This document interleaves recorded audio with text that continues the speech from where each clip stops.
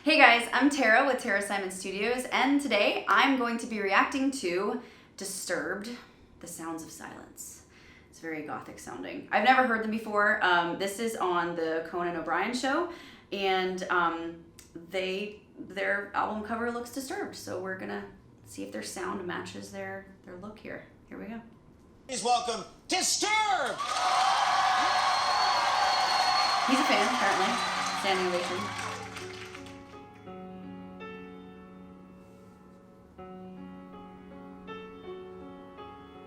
Hello, darkness, my old friend.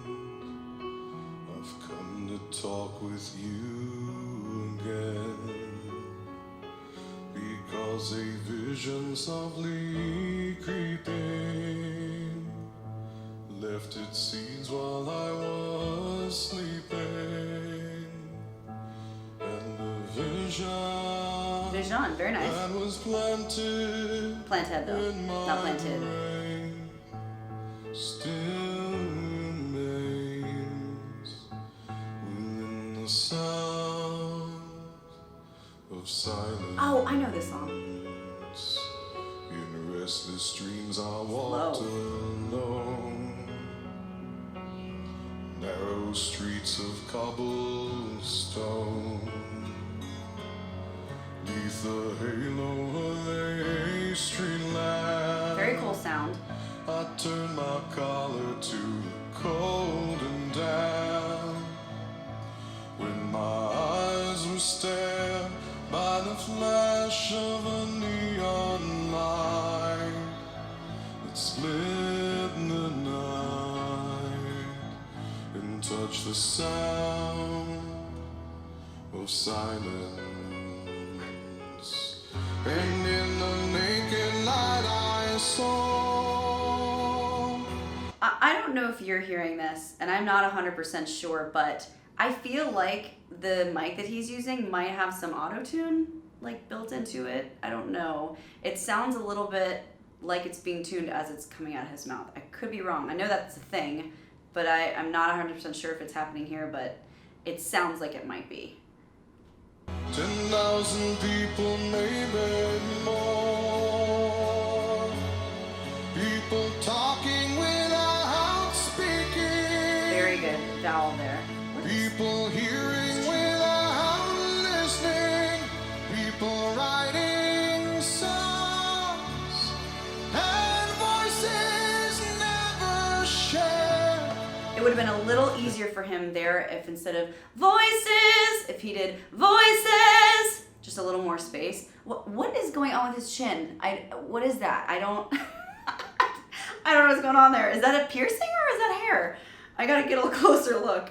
No one dare disturb the sound Pretty sound there. of silence. For say now you do not know, silence like a cancer grows. Hear my words and I might teach you. Take my arms and I might reach you. I really loved his tone there. So there's this rock quality to his voice, right? And there's this rasp slash almost double tone when he did "Take My Arms." I can't do it there because it's not high enough for me, but it was really nice. And then he went into pure tone again, and when he said "reach you," he had a really nice pure vowel production that was really good, and it went back into that single rich tone that we're used to hearing from the beginning. Very nice. I still don't know what's going on with his chin though. But my words, like silent raindrops fell, echoed in the wells of silence, and the people bowed and prayed. Nice. Feeling To good. the neon god they made. Okay, so this brings up a really good point what he's doing right there. He's intentionally adding rasp. He's intentionally vocal frying his voice. A lot of people will argue and say, that's terrible for your voice, you're shredding them apart. I will agree with you, but only to an extent. There is a way to do this correctly, and you should train with a coach to do it correctly, because it's not very easy to do, because there is a very fine line between creating a healthy vocal fry and blowing out your chords, okay? Giving you an example, for instance, like Creed. You know, he reminds me a little bit of Creed in that his E's are very hard, but they're very nicely done. But then there's this rock, metal, almost rasp that comes in on call when he wants it to. And Creed is very similar. And I have heard from pretty credible sources that at one point Creed needed about a 3-day vocal rest after concerts because of the way he was doing that. And then after studying, after working that through, he was able to really decrease the time that he needed vocal rest. It does wear on your voice. It does cost you something. But you know what? So does belting. So does whistle tones. So does pretty much anything extreme and impressive that a vocalist does. So it's all about creating that artistic sound, which he's doing such a great job of doing, because a lot of people really like to hear that. When he said pray, I felt something, right? And the whole point of music is to feel something. So it's not just always about being a perfect vocal technician. You have to add in the feeling. And I think he's doing a really good job of adding in that rasp, adding in that intensity and that grit, that angst, while still then going right back to those really nicely placed vowels. And the sign lashed out its warning. Yeah. And the words that it was forming. Notice how when he's doing that, he's here. He's almost even scrunching up his nose, making that mean face. That's not just helpful with the facial, actability of the believability of his line right there, but it actually helps with his placement. So one of the things, and it's a little bit of a spoiler alert, but one of the things that any good vocal coach will tell you to do when you're trying to do fries and gritty sounds like this is to keep the placement really forward. Instead of back in your throat where it's really grinding on your chords, here where it's more frontal in the mask takes away a lot of that weight and a lot of the work off of the chords. And he's doing a really good job of getting that sound that he wants without it costing him all of that as if he were doing it from the back of his throat. And that face helps. And the sign said the words of the prophets are written on See his face? the subway walls. Yeah. And tenement halls. Yes. Whisper in the sun. And then back to pure again. Total dichotomy. Nice fall off.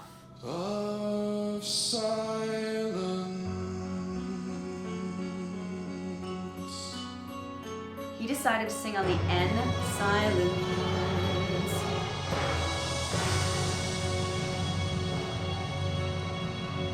I don't want to ruin the moment. Very nice. Cool. This is unlike any other singer that I've reacted to thus far, and I'm really actually enjoying the difference. So when he sang his last note, I always talk about going to the vowel, right? Like, we want to capitalize on the vowel, accentuate the vowel, minimize the consonants. He chose, and this again, you have to be sensitive of the genre you're singing in, but he chose to sing on the consonant, N. So N's, much like a few other consonants that I'm not going to get into, but N's are what I call semi-phonatable consonants.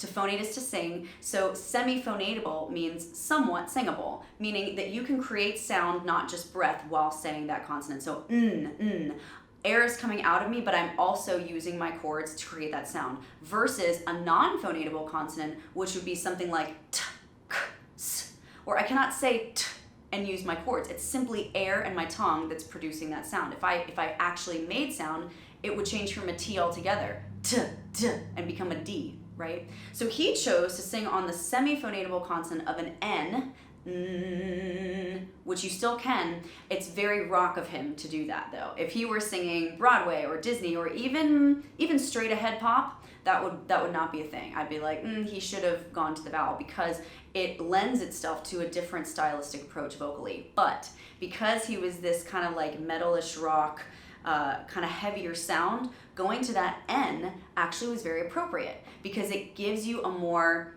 intentional, pointed, raw note instead of which is prettier, which is almost like a laser beam pointing right at you.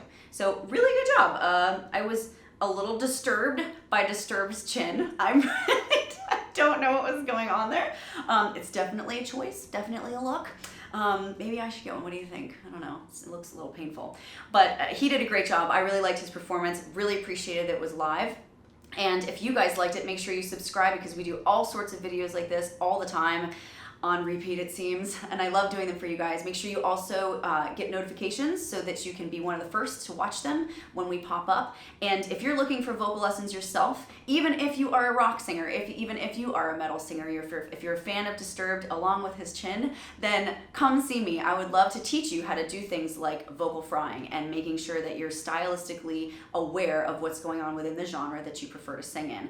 There's also an 8-week course I developed called Sing Smarter Not Harder. It's gonna blow your mind. There are so many people like you on YouTube that have said, oh my gosh, with one simple click of a YouTube link, one innocent little click, my voice has completely changed. I'm only in the 2nd week of your course.